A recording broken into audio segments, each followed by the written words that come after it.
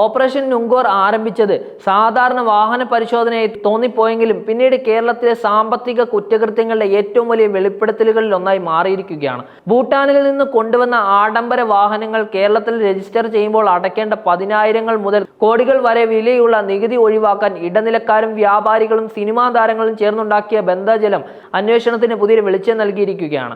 അന്വേഷണ ഉദ്യോഗസ്ഥർ വ്യക്തമാക്കുന്നത് ഭൂട്ടാനിൽ നിന്ന് വാഹനങ്ങൾ കുറഞ്ഞ നികുതി ബാധകമാണെന്നും അതുവഴി വാഹനങ്ങൾ അവിടെ നിന്ന് വാങ്ങി വ്യാജവിലാസങ്ങളും വ്യാജരേഖകളും ഉപയോഗിച്ച് കേരളത്തിലേക്കോ മറ്റേതെങ്കിലും സംസ്ഥാനങ്ങളിലേക്കോ കൊണ്ടുവരികയാണെന്നുമാണ്. ഈ ഇടപാടിലൂടെ സർക്കാർ കോടിക്കണക്കിന് രൂപയുടെ വരുമാനമാണ് നഷ്ടപ്പെടുന്നതെന്ന് കണക്കുകൾ സൂചിപ്പിക്കുകയാണ്. സിനിമാ താരങ്ങളുടെ പേരുകൾ മുൻനിരയിൽ വന്നതിനാൽ വിഷയത്തിന് മാധ്യമങ്ങളിലും സോഷ്യൽ മീഡിയയിലും വൻ പ്രാധാന്യം ലഭിച്ചിരിക്കുകയാണ്. പ്രത്യേകിച്ച് ദുൽഖർ സൽമാന്റെ കാർ പിടിച്ചെടുത്തെന്ന വാർത്ത പുറത്തു വന്നപ്പോൾ താരത്തിന്റെ ആരാധകർക്കിടയിൽ വലിയ ആശയക്കുഴപ്പം ഉണ്ടായിരിക്കുകയാണ്. ആരാധകർ വിശ്വസിക്കാൻ തയ്യാറാകാത്ത ഈ ആരോപണം ഉടൻ തന്നെ താരത്തിന്റെ ഇമേജ് ചോദ്യം ചെയ്യപ്പെടുന്ന രീതിയിലേക്ക് മാറുകയും ചെയ്തു. ദുൽഖർ പോലുള്ള താരങ്ങൾ ഇത്തരം വഴികൾ തേടേണ്ടി വരുമോ എന്ന ചോദ്യങ്ങൾ ആരാധകരുടെ നിരാശയും അതിശയവും ഒരുമിച്ച് പ്രകടിപ്പിക്കുന്നതായിരുന്നു. ഇതോടെ കേസ് വെറും നിയമപരമായ അന്വേഷണത്തിലല്ലാതെ താരങ്ങളുടെ സാമൂഹിക പ്രതിച്ഛായയും കേരളത്തിന്റെ സിനിമാ വ്യവസായത്തിന്റെ വിശ്വാസ്യതയും തന്നെ ബാധിക്കുന്ന രീതിയിലേക്ക് മാറിയിരിക്കുകയാണ്. അന്വേഷണത്തിന് നേതൃത്വം നൽകിയ കസ്റ്റം പ്രിവന്റീവ് വിഭാഗം ഡോക്ടർ ടിജു മാധ്യമങ്ങളോട് പറഞ്ഞത് പൊതുജനങ്ങളുടെ നിയമാനുസൃത ബാധ്യതകൾ പാലിക്കുന്നതിന് മാതൃകയാക്കേണ്ടവരാണ് താരങ്ങൾ. എന്നാൽ ഇവർ തന്നെ ഇത്തരം പ്രവർത്തനങ്ങളിൽ പങ്കാളികളാകുന്നത് സമൂഹത്തിന് തെറ്റായ സന്ദേശം നൽകുന്നു എന്നതാണ്. ഈ പ്രസ്താവന തന്നെയാണ് അന്വേഷണം ആരംഭത്തിൽ തന്നെ ശക്തമായി മുന്നോട്ട് കൊണ്ടുപോകുന്ന സൂചന നൽകിയിരിക്കുന്നത്. കേരളത്തിലെ കോഴിക്കോട്, മലപ്പുറം, എറണാകുളം, തൃശൂർ, തിരുവനന്തപുരം എന്നീ ജില്ലകളിലായി 35 കേന്ദ്രങ്ങളിൽ നടത്തിയ പരിശോധനകളിൽ 36 വാഹനങ്ങൾ പിടിച്ചെടുക്കപ്പെടുകയായിരുന്നു. ഇവയിൽ പലതും പ്രമുഖരുടെ പേരുകളുമായി ബന്ധപ്പെട്ടിരുന്നുവെങ്കിലും ചിലത് വ്യാജ പേരുകളിൽ രജിസ്റ്റർ ചെയ്തവയാണെന്ന് കണ്ടെത്തുകയാണ് ഉണ്ടായത്.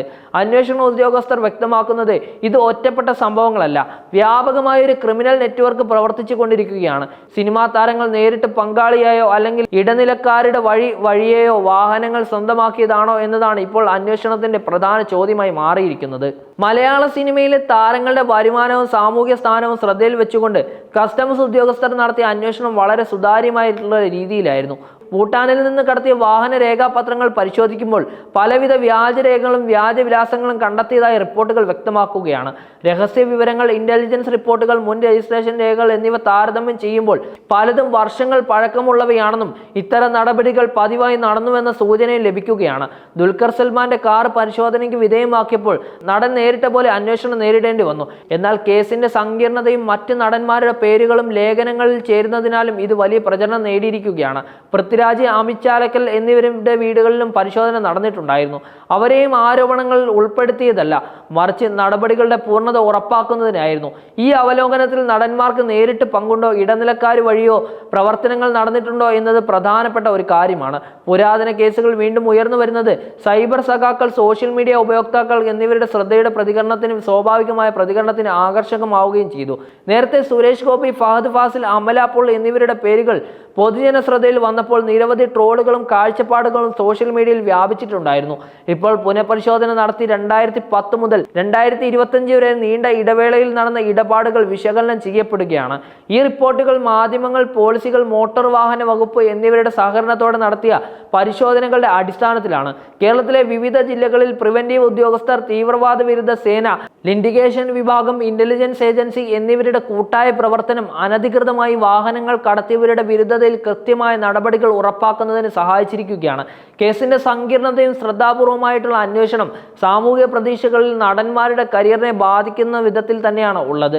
മലയാള സിനിമാ വ്യവസായത്തിലെ ആഡംബര ജീവിതത്തിന്റെ പശ്ചാത്തലത്തിൽ ഈ വിവാദം കൂടുതൽ വലിയ രാഷ്ട്രീയ, സാമ്പത്തിക, സാമൂഹിക ചർച്ചകളിലേക്ക് വളർന്നിരിക്കുകയാണ്. മലയാളികളുടെ മനസ്സിൽ താരങ്ങൾ വെറും വിനോദ പ്രതാപങ്ങൾ മാത്രമല്ല, സാമൂഹിക പ്രതിമകളും മാതൃകാ പുരുഷന്മാർ എന്ന നിലയിൽ നിലകൊള്ളുകയാണ്.